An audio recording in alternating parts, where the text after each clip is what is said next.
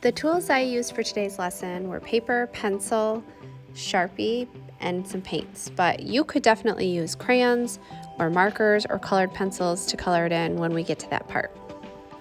So first I'm going to start out drawing my 3D house with pencil, and I'm going to start by drawing a regular house shape.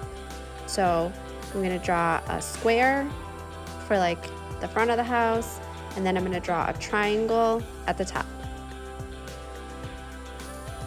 Next, to the side of my house, I'm going to put a little dot, and that dot is going to help me know where to draw my lines to. So I'm going to draw a line from each corner of my square and the very top of my house that connect with that dot that I made.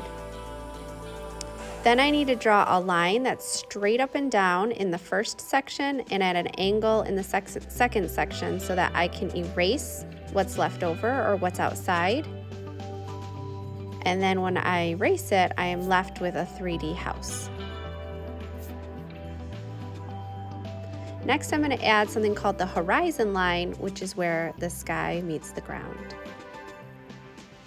And then you could add all kinds of details to your house. It could just be a regular house.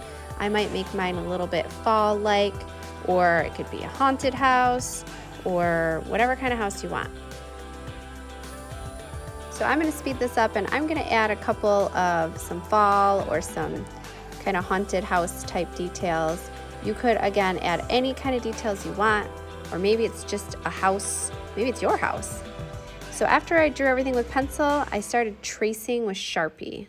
Traced over all my pencil lines with Sharpie.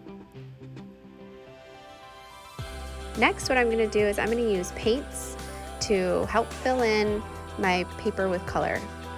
One tip I have is if you don't have brown, orange and black mixed together make brown. I just kind of overlapped them. But you could use markers or crayons or colored pencils. Any of those things would work. Here is the final product. So first I started with a pencil, then I used Sharpie, and then last I added color with some paints. I like how when you start with Sharpie, before you paint, you can still see the dark lines even though I painted over a lot of things. And remember, if you don't have paints or if you're not a fan of paints, then you could definitely use crayons, markers, colored pencils, oil pastels, or anything else that you might have that you would like to color in your artwork with.